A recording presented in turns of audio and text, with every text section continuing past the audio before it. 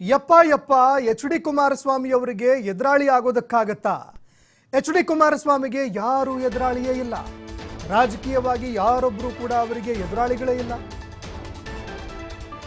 ಮಾಜಿ CM H D Kumaraswamy ಅವರ ಹೇಳಿಕೆಗೆ ಸಚಿವ ಚಲುವರಾಯಸ್ವಾಮಿ ವ್ಯಂಗ್ಯವಾಡಿದ್ದಾರೆ. ಎಚ್ ಡಿ ಕುಮಾರಸ್ವಾಮಿ ಅವರು 28 ಕ್ಷೇತ್ರಕ್ಕೂ ಒಂದೇ ಬಾರಿ ಬೇಕಾದರೂ ಚುನಾವಣೆಗೆ ನಿಲ್ಲಬಹುದು. ಅವರು ನಿಂತ್ಕೊಂಡ್ರೆ ಯಾರೊಬ್ಬರು ಕೂಡ ಎದುರಾಳಿಯೇ ಇಲ್ಲ ಅವರಿಗೆ. ನಾನು ಯಾವತ್ತೂ ಕೂಡ ಅವರ ಎದುರಾಳಿ ಅಂತ ಹೇಳಿಲ್ಲ. ನನಗೆ ನನ್ನ ಜಿಲ್ಲೆ, ನನ್ನ ಕ್ಷೇತ್ರ, ರಾಜ್ಯ ಅಷ್ಟೇ. ಕುಮಾರಸ್ವಾಮಿಗೆ ತೊಡೆ ತಟ್ಟೋದು ಯಾವುದೇ ರೀತಿಯಲ್ಲೂ ಕೂಡ ಅವಶ್ಯಕತೆ ಕೂಡ ಇಲ್ಲ. ಅವರಿಗೆ ಬೇರೆಯವರ ವಿರುದ್ಧ ತೊಡೆ ತಟ್ಟುವಂತಹ ಅವಶ್ಯಕತೆ ಇದೆ. ಮಾಜಿ ಸಿಎಂ ಎಚ್ ಡಿ ಕುಮಾರಸ್ವಾಮಿ ಅವರ ವಿರುದ್ಧ ಕೃಷಿ ಸಚಿವ ಚಲುವರಾಯಸ್ವಾಮಿ ವಾಗ್ದಾಳಿ ನಡೆಸಿದ್ದಾರೆ.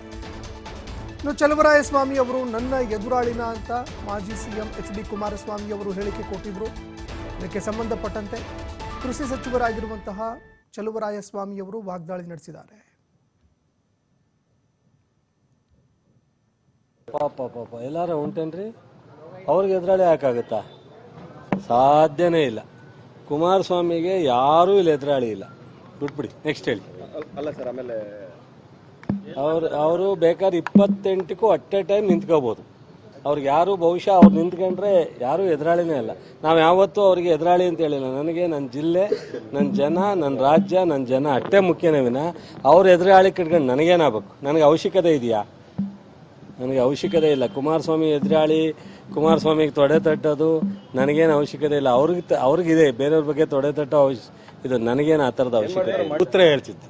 ನಾವು ಒಂದು ಸಂಸ್ಕಾರ ಇದೆ ನಮ್ಮ ಜಿಲ್ಲೆ. ನಮಗೆ ದೇವೇಗೌಡರು ಮಗ ಅನ್ನೋದಕ್ಕೆ ಒಂದು ಗೌರವ ಇರುತ್ತೆ ಅಂತ ಹೇಳ್ತಿದ್ವಿ.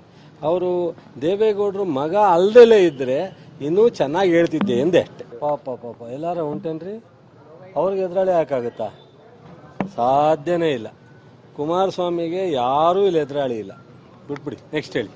ಅಲ್ಲ ಸರ್, ಆಮೇಲೆ ಅವರು ಬೇಕಾದ್ರೆ 28ಕ್ಕೂ ಅಟ್ ಎ ಟೈಮ್ ನಿಂತ್ಕೋಬಹುದು.